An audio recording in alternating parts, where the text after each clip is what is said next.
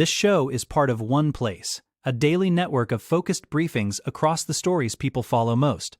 Welcome to today's Roundup. We are diving into the biggest headlines in music, film, and celebrity news, keeping you informed on the trending topics everyone is talking about right now. Let's get started. Taylor Swift prepares for a major award show return. Ilona Maher addresses those Bachelorette casting rumors directly. Dwayne Johnson reveals the physical toll of playing Maui. Alan Ritchson's neighbor speaks out after a viral altercation. Meet the star of Taylor Swift's Opalite music video. Bill Cosby faces a massive $19 million verdict. Prince Harry and Meghan Markle blast a new memoir. Gypsy Rose Blanchard apologizes for a controversial TikTok joke. Kendra Duggar's arrest footage reveals concerning new details. Usher and Justin Bieber clashed at an Oscars party. First up today, Taylor Swift is making headlines again as she prepares for the 2026 iHeartRadio Music Awards.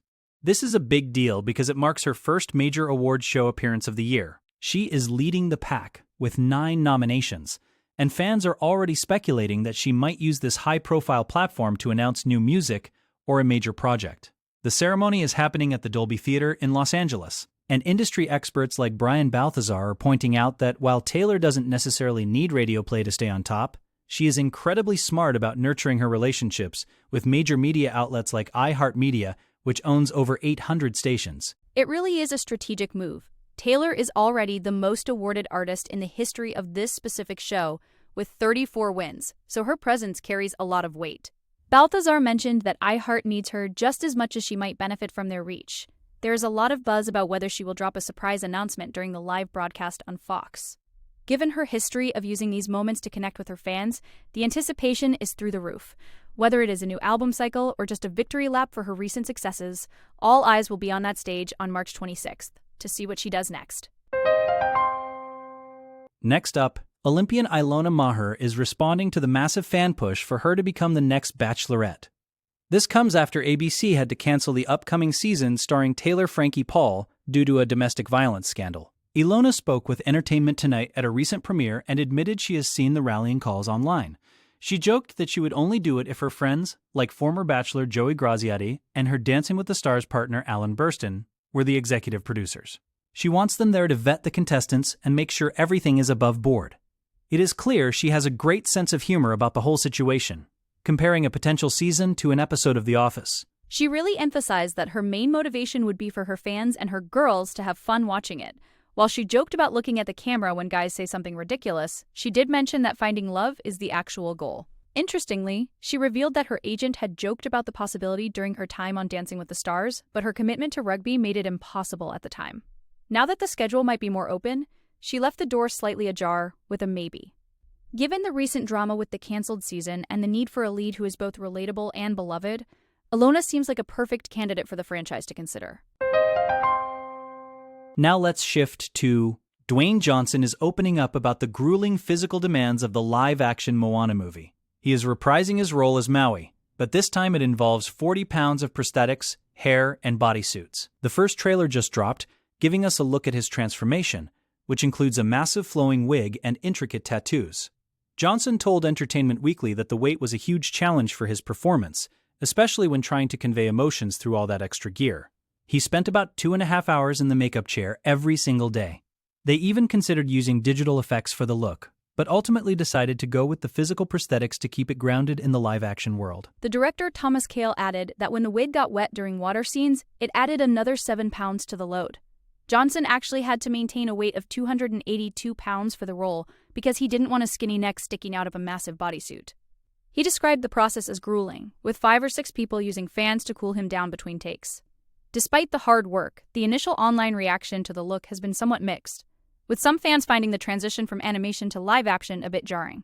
However, Johnson seems fully committed to the character, even as he prepares to drop weight for his next dramatic role in the film Lizard Music. Moving on, there is a new update on the viral video involving Reacher star Alan Ritchson and his neighbor. The neighbor, Ronnie Taylor, spoke to TMZ and admitted that he actually pushed Ritchson twice before the actor retaliated. Taylor explained that the conflict started because Ritchson was allegedly speeding through their neighborhood on his motorcycle, which had been bothering several residents. On the day of the fight, Taylor stepped out in front of the bike to tell Richin to slow down, fearing someone would get hurt. According to Taylor, the situation escalated quickly when Richin approached him. Taylor admitted to pushing him twice to keep him back, which is when Richin reportedly got off the bike and, in Taylor's words, kicked the crap out of him in the middle of the road. The video of the altercation has been circulating widely, showing Richin punching and kicking Taylor several times. Taylor shared photos of his bruises and told police he was hit at least 4 times. Despite the beating, Taylor says he doesn't wish Richson any malice, but felt he had to take a stand against the reckless driving in the neighborhood. Richson's representatives haven't commented on the incident yet. It is a stark contrast to his on-screen persona as a disciplined hero, and it has certainly sparked a lot of debate online about who is in the right. While Taylor admitted to initiating physical contact with the pushes, the level of force used by Richin is what has many people questioning the actor's response. Next, Taylor Swift's music video for her song Opalite is drawing a lot of attention, specifically because of its star-studded cast.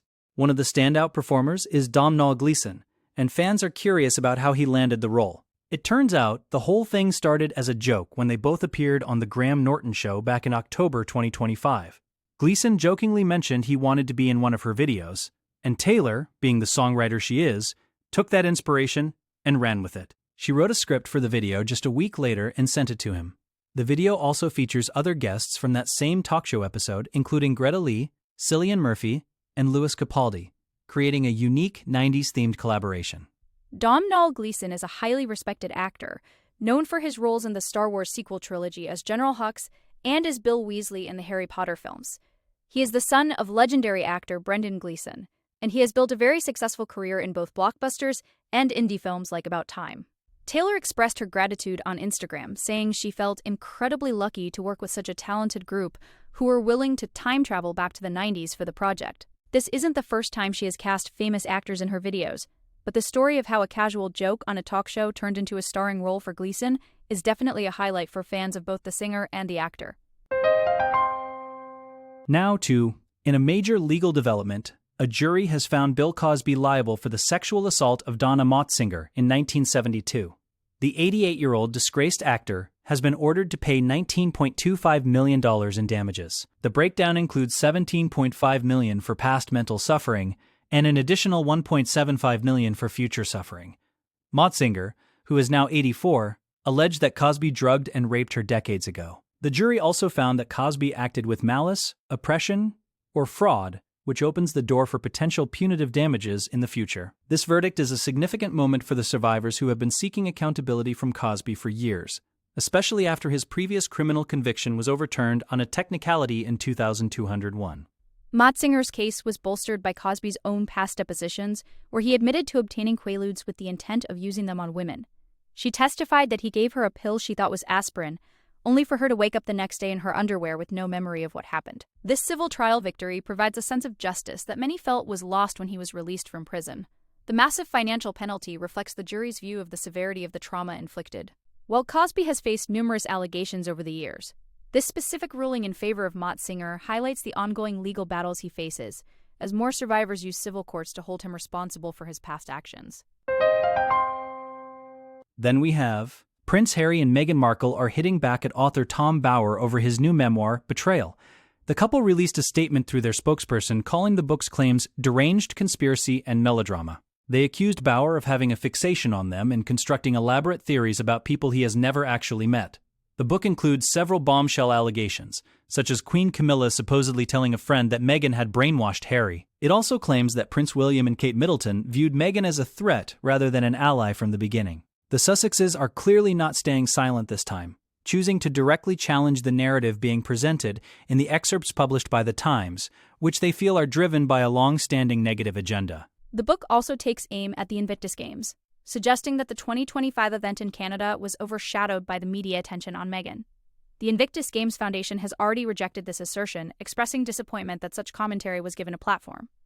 Communications experts are watching this closely, noting that the tone of the Sussexes' rebuttal is quite sharp.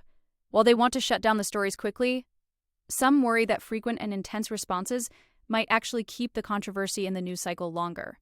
However, Harry and Meghan seem determined to protect their reputation and the integrity of their charitable work. making it clear that they will not let these types of allegations go unanswered as they continue to build their lives outside of the royal family structure. Now let's discuss. Gypsy Rose Blanchard is facing intense backlash after a TikTok video where she made a joke about the murder of her mother, Dee Dee Blanchard. In the video, which followed a popular "we listen and we don't judge" trend, Gypsy bluntly stated that she went to prison for 8.5 years because she killed her mom. The attempt at dark humor did not land well with the public, leading to a wave of criticism. In a follow-up interview with TMZ, Gypsy tried to explain her intentions, saying she wanted to take a head-on approach to her past and show accountability. She referred to herself as an influencer looking to grow with her audience, but admitted that the delivery was not handled properly and was not received the way she intended. She did offer an apology to anyone who was offended, clarifying that she wasn't actually laughing at the crime itself. Gypsy explained that she used an X symbol in the video to avoid TikTok's censorship filters, and felt that if she didn't address the elephant in the room, she would get backlash anyway. However, many people feel that joking about such a serious and violent event is insensitive, regardless of her personal history with her mother. Since her release from prison, Gypsy has been very active on social media, but this incident highlights the difficult line she has to walk as a public figure with a very dark and complicated past. It seems her attempt to own her story through social media trends is proving to be a polarizing strategy. Next up, new details have emerged regarding the arrest of Kendra Duggar, following the serious charges against her husband, Joseph Duggar. While Joseph was arrested for alleged crimes in Florida, Kendra's charges stem from a home investigation in Arkansas. Footage of her being booked into the Washington County Detention Center shows her being patted down and processed by officials. She was charged with 4 counts of endangering the welfare of a minor and 4 counts of false imprisonment. Sources say that when police conducted a home study after Joseph's initial arrest, they found concerning conditions. Specifically, they discovered that 2 rooms where the children stayed had locks on the outside of the doors instead of the inside, which led to the allegations of wrongful detention of their 4 children. Kendra was released shortly after her arrest on a relatively small bond of about $1,400. A spokesperson for the family confirmed that her charges are misdemeanors and are technically separate from the horrific allegations Joseph is facing in Florida. However, the discovery of the exterior locks has deeply concerned child welfare advocates and fans of the family. The investigation is ongoing, and the children were reportedly taken into custody at the time of the arrest. This situation adds another dark chapter to the Duggar family's long history of legal and ethical scandals. While Kendra's charges are less severe than Joseph's, the nature of the evidence found in their home has raised serious questions about the safety and well-being of the minors in their care.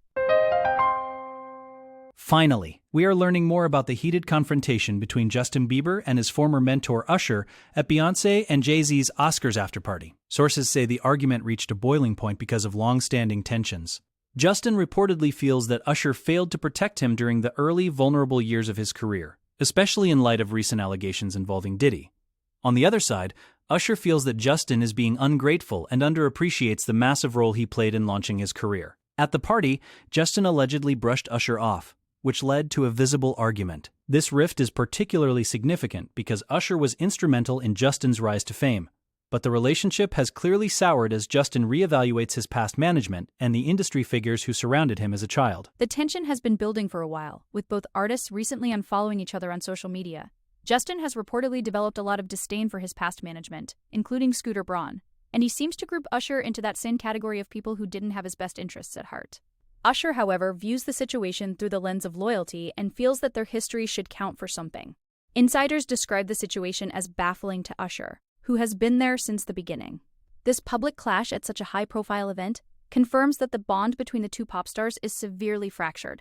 It is a sad turn for a duo that once defined a generation of pop music, reflecting deeper issues within the industry's power structures. That wraps up our briefing for today. Thank you for joining us for this roundup of the latest stories. Be sure to follow the show for your next daily update on everything trending.